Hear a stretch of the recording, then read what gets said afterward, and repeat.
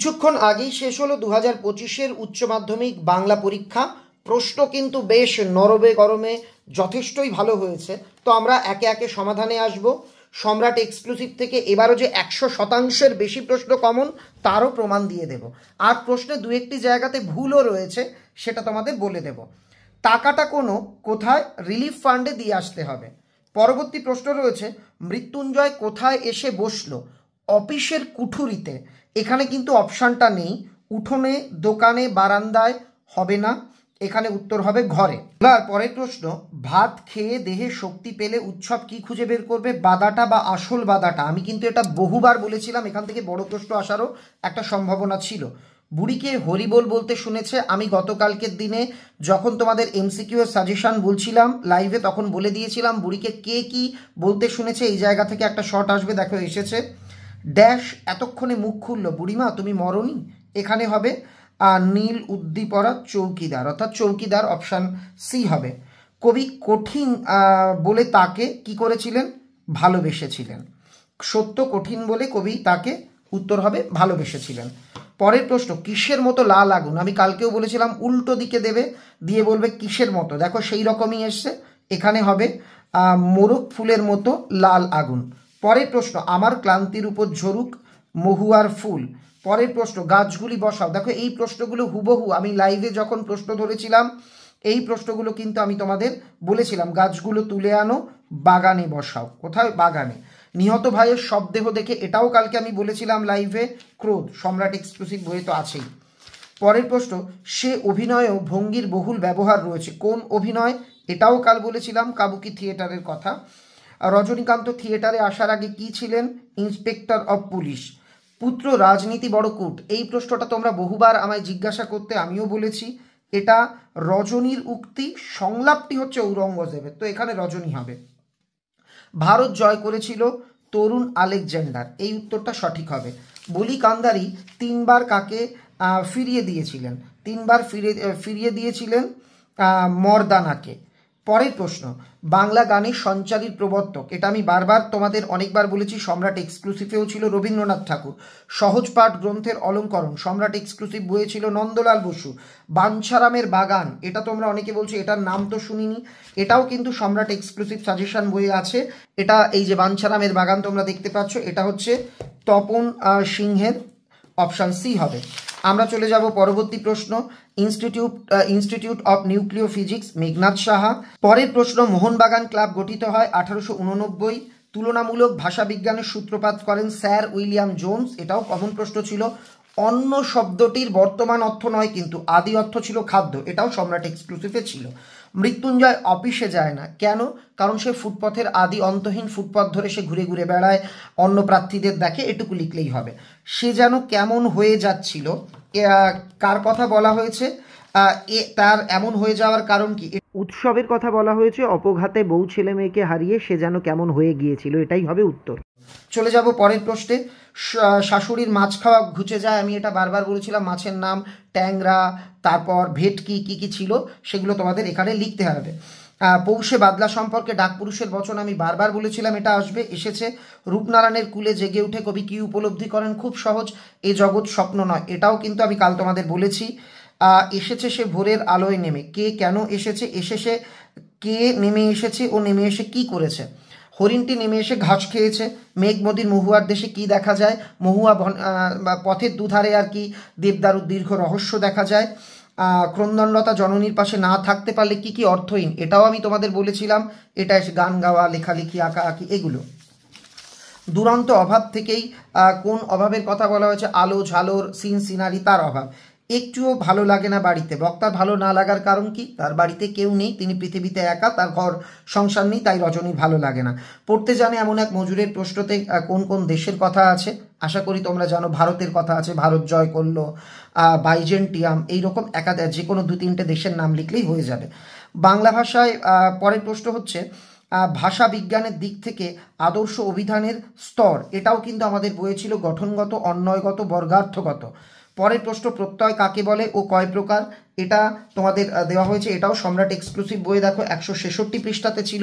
পরের প্রশ্নটা ন্যূনতম শব্দজোড় কাকে বলে, 156তে ছিল। এই যে দেখো, দুটি শব্দের মধ্যে যদি একটিমাত্র ধ্বনি ন্যূনতম উচ্চারণ পার্থক্য থাকে তবে তো ন্যূনতম শব্দজোড় বলে, যেমন তালা থালা।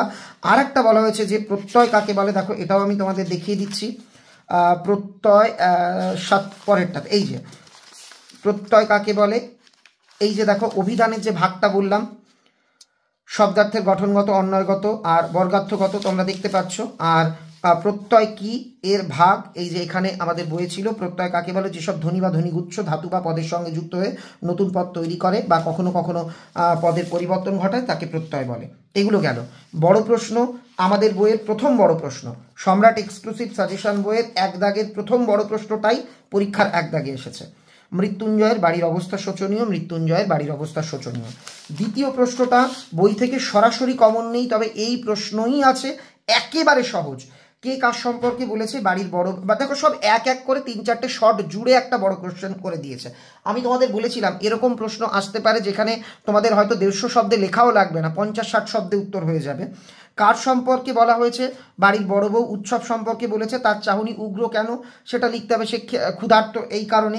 উদ্দিষ্ট ব্যক্তির পরিচয় দাও, দেখো আমাদের বইয়ে উৎসবের পরিচয় দাও এটা লেখা ছিল, অর্থাৎ এখানে দুটোর মধ্যে একটা লিখতে হবে, দুটোই কমন, একটা হুবহু একদম কমন।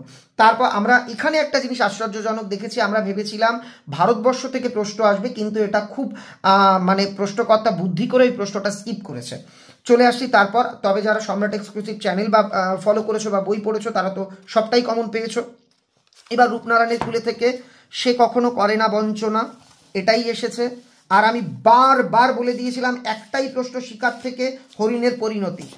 নদীর এই ভোরের জন্য অপেক্ষা করছিল, এই ভোরের জন্য অপেক্ষা করছিল, এটাও এসেছে। এরপর আমি কালকেও তোমাদের বলেছি মারাঠি তামাশায়, আমি তোমাদের বারবার বলেছিলাম যে বিভাব নাটকের প্রথম 1.5 পাতা পড়বে। দেখো মারাঠি তামাশার বর্ণনা দাও, যে সেখানে কি দেখেছিল। আমি এখানে দুটোই দিয়েছিলাম, উড়ে দেশের যাত্রা আর মারাঠি তামাশা। তোমাদের এখানে মারাঠি তামাশার কথাটা বলা হয়েছে, প্রশ্নটা কমন। পরের প্রশ্ন, এটা তো আমি বারবার বলেছিলাম যে এরকম একটা ছোট প্রশ্ন প্রতিবার আমরা দেখি নানা রঙের দিন থেকে দেয়, যে গ্রিন রুমে ঘুমোই। আমি তোমাদের এই কথাটা বলেও দিয়েছিলাম, যারা পড়েছো দেখে উত্তর একদম ছোট, আমি রোজ আর কি গ্রিন রুমে ঘুমোই। এই প্রশ্নটাই হুবহু এসেছে। এরপর আমরা চলে যাব পড়তে জানে এমন এক মজুরের প্রশ্ন। 4 দাগের প্রশ্ন ছিল পাতায় পাতায় জয়, জয়োৎসবের ভোজ বানাতো কারা। দেখো সেই প্রশ্নটাই হুবহু কমন এসেছে। পাঞ্জা সাহেবে পৌঁছে আশ্চর্য ঘটনার কথা জানতে পারি, আমি বারবার বলেছিলাম যারা দুর্বল তারা শুধু ওই যে ট্রেন থামানোর ঘটনাটা সেটা পড়বে। দেখো বইয়ের পাঞ্জা সাহেবে পৌঁছে এক আশ্চর্য ঘটনার কথা জানতে পারি, এটাই হুবহু এসেছে। তারপর অমনি মায়ের শেখানো গান গুনগুনিয়ে উঠি, এটা একটু টাফ কোশ্চেন ছিল, সম্রাট এক্সক্লুসিভে আমি প্র্যাকটিস করতে বলেছিলাম যে প্রশ্ন টাফ হলে এটা দেবে, এটাই কিন্তু এসেছে। আমি বারবার বলেছিলাম যে মেঘের গায়ে জেলখানা অথবা ছাতির বদলে হাতি থেকে দেবে, যদিও ছাতির বদলে আর কলকাতাও গুরুত্বপূর্ণ ছিল, তো ছাতির বদলে হাতিটা স্কিপ করেছে, মেঘের গায়ে জেলখানা থেকে জেলখানার বর্ণনা। আমি তো এইটাও তোমাদের বলেছি জেলখানার বর্ণনা, শাস্তিদানের বর্ণনা, এগুলো তোমাদের পড়তে হবে। দেখো এক বিশেষ জেলখানা, জেলখানাটি বিশেষ কেন বা জেলখানার বর্ণনা দাও। এই যে এই প্রশ্নটাই, এই যে জেলখানাকে না দেখলে দেশের এক বড় অংশ অদেখা থেকে যায়, একই উত্তর, প্রশ্নের জাস্ট ভাষাটা একটু আলাদা। চলে যাব পরের প্রশ্নে। তোমরা বলতে পারো যে ভাষার প্রশ্নগুলো এমন খটোমটো কেন, এগুলো সব আমাদের বই আছে। দেখো আমিও তোমাদের পড়তে বলেছি, একটু প্রশ্নটাকে প্রশ্নকর্তা একটু ঘুরিয়ে ফিরিয়ে তোমাদের জন্য করেছেন, আমি দেখিয়ে দিই। 57 পৃষ্ঠাতে আমি দিয়েছিলাম সমাজ ভাষা বিজ্ঞানের মূল 3টি ভাগ কি, এটাকে 3 নাম্বার করে দিয়েছে আর 2টো শর্ট যোগ করে দিয়েছে। এই শর্ট দুটো আমাদের বইয়ে আছে। এই দেখো, পরিস্থিতি অনুযায়ী ভাষা বদলে না, একে কোড বদল বলে, এই জায়গা থেকেই বড় প্রশ্নটা এসছে। আর বিভাজ্য ধ্বনি অবিভাজ্য ধ্বনি, এটা তো আমি বারবার তোমাদের কালকেও বলেছি যে বিভাজ্য ধ্বনি অবিভাজ্য ধ্বনি আসার মতন। দেখো আমাদের বইয়ের প্রথম প্রশ্নটাই ছিল বিভাজ্য ধ্বনি, দেখতে পাচ্ছ ভাষার প্রথমটাই ছিল বিভাজ্য ধ্বনি, এটা এসেছে। এবার আমরা চলে যাব অবদান। দেখো চিত্রকলায় নন্দলাল বসুর অবদান, আমাদের সম্রাট এক্সক্লুসিভ সাজেশন বই থেকে আমি যেমন আছে আমি বারবার বলেছি নন্দলাল বসুর অবদান, তোমরা দেখে নাও প্রশ্নটা। তারপর রয়েছে ঋত্বিক ঘটক, মৃণাল সেন, দুটোই আমাদের বই আছে, এই যে যেমন দেখিয়ে দিচ্ছে মৃণাল সেনের অবদান।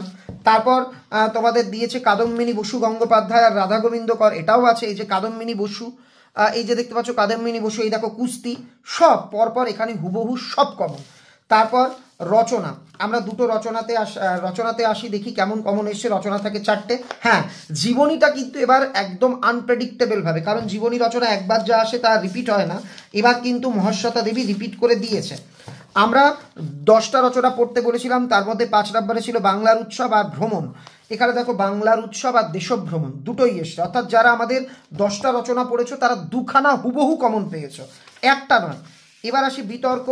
বিতর্ক আমি তোমাদের কয়েকটা পড়তে বলেছিলাম, যেটা সবচেয়ে গুরুত্বপূর্ণ সেটা দেয়নি বটে, তবে আমি যারা সম্রাট এক্সক্লুসিভ পড়েছো আমি 14টা বিতর্ক পড়তে বলেছিলাম, তার মধ্যে 6 দাগে ছিল বিজ্ঞানের যুগে সাহিত্য পাঠ অর্থহীন, সেটাই এসেছে। বর্তমান বিজ্ঞানের যুগে সাহিত্য পাঠের গুরুত্ব কমেছে, একদম তাই। আর লাস্ট এসছে মহাশ্বেতা দেবী। এই হচ্ছে উচ্চ মাধ্যমিকের প্রশ্নপত্র, এই হচ্ছে সম্রাট এক্সক্লুসিভের বই। এবার তোমাদের উচ্চ মাধ্যমিক লাস্ট পরীক্ষা ছিল, আগামীবার থেকে সেমিস্টারের পরীক্ষা। সেমিস্টার 3 আর সেমিস্টার 4-এর জন্যও সম্রাট এক্সক্লুসিভ বেরোবে, তোমরা তোমাদের বন্ধুদের বলো।